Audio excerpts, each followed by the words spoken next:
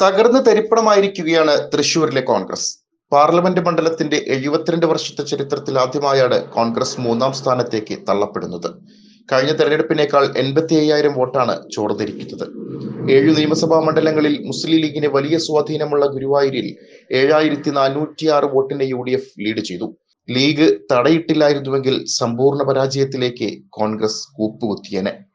ഈ തകർച്ച സുരേഷ് ഗോപിയോ BJPയോ സമ്മാനിച്ചതല്ല. 1952 തുടങ്ങിയ മുന്നേറ്റം ഇതുപോലെ തകർന്നുപോയത് കഴിഞ്ഞ 5 വർഷം കൊണ്ടാണ്. ജോസ് വള്ളൂരിനെ DCC പ്രസിഡന്റാക്കിയതോടെ ഗ്രൂപ്പ് പരസ്യമായി രംഗത്ത് വന്നു. സമാന്തര DCC യോഗം പോലും പ്രഖ്യാപിച്ചു.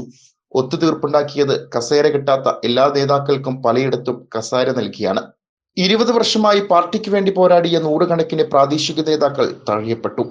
ഒടുവിൽ ഒത്തുതീർപ്പ് എന്ന നിലയിൽ ഈ ഗ്രൂപ്പ് നേതാക്കളും ജോസ് വള്ളൂരും TN പ്രതാപനും ചർച്ചയിലൂടെയെല്ലാം പങ്കിട്ടെടുത്തു. പിന്നീട് നടന്ന സഹകരണ ബാങ്ക് തെരഞ്ഞെടുപ്പ് പാർട്ടിയുടെ ദുരവസ്ഥയുടെ ചിത്രമായി മാറി. 11 തിരഞ്ഞെടുപ്പുകളിൽ 10ഇടത്തും DCC ഔദ്യോഗിക നേതൃത്വത്തിന്റെ പാനൽ തോറ്റു.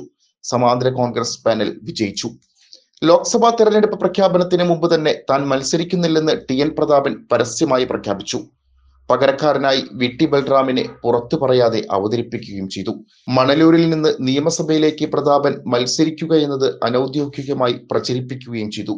പിന്നീടുള്ള പ്രവർത്തനവും മണലൂരിൽ കേന്ദ്രീകരിച്ചായിരുന്നു. പാർട്ടിയുടെ വയനാട് സമ്മേളനത്തിൽ VD സതീശൻ പൊട്ടിത്തെറിച്ചതോടെയാണ് പ്രതാപൻ വീണ്ടും മത്സര രംഗത്ത് വരുന്നത്. ഈ ഇടവേളയും ആശയക്കുഴപ്പമുണ്ടാക്കിയ തളർച്ചയും ചെറുതല്ല.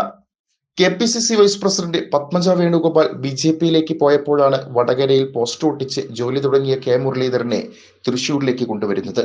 K കരുണാകരന്റെ മകൾ BJPയിലേക്ക് പോയതിനെ നേരിടാൻ മകനെ ഇറക്കിയെന്നായിരുന്നു വിശദീകരണം. പ്രതാപന് KPCC വർക്കിംഗ് പ്രസിഡന്റ് സ്ഥാനം നൽകുകയും ചെയ്തു. മുരളി വന്നത് വലിയ ഓളത്തോടെയായിരുന്നു. ശക്തമായ മുന്നേറ്റം മുരളിയുടെ വിജയത്തിലേക്ക് നയിക്കുമെന്ന് പോലും തോന്നിപ്പിച്ചായിരുന്നു ആദ്യ ദിവസങ്ങൾ. പക്ഷെ പിന്നീട് കോൺഗ്രസ് പുറകോട്ട് പോയി. 200 ബൂത്തുകളിൽ പ്രവർത്തനമുണ്ടായില്ലെന്ന് KPCC യോഗത്തിൽ മുരളി പരാതിപ്പെട്ടതായി റിപ്പോർട്ടുകളുണ്ടായിരുന്നു.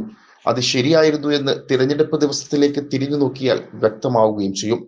പലയിടത്തും അടിത്തട്ടിൽ പ്രവർത്തനം നടന്നതേയില്ല.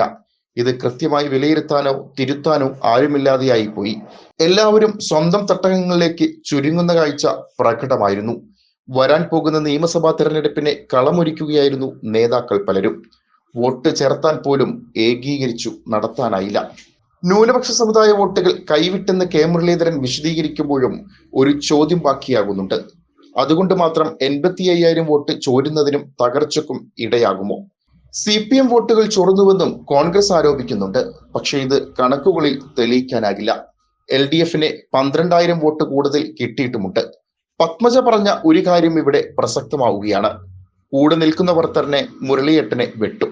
K കരുണാകരൻ ഇതേ മണ്ഡലത്തിൽ തോറ്റപ്പോൾ പറഞ്ഞതും ഇതുതന്നെയാണ്. തോൽവിക്ക് ശേഷം മുരളി നടത്തിയ പത്രസമ്മേളനത്തിൽ സൗമ്യതയോടെയാണ് പ്രതികരിച്ചത്. ഇത് തുടരുമെന്ന് കരുതാനാകുന്നില്ല. കാരണം തൃശൂരിലെ കോൺഗ്രസിലെ പ്രശ്നം അത്രയേറെ ഗുരുതരമാണ്. ഇത്ര വലിയ അടിയേറ്റാൽ തല കുനിച്ചു തിരിച്ചു പോകുന്ന ആളില്ല K മുരളീധരൻ എന്ന് എല്ലാവർക്കും അറിയാം. അന്വേഷണം ന്യൂസ്, തൃശൂർ.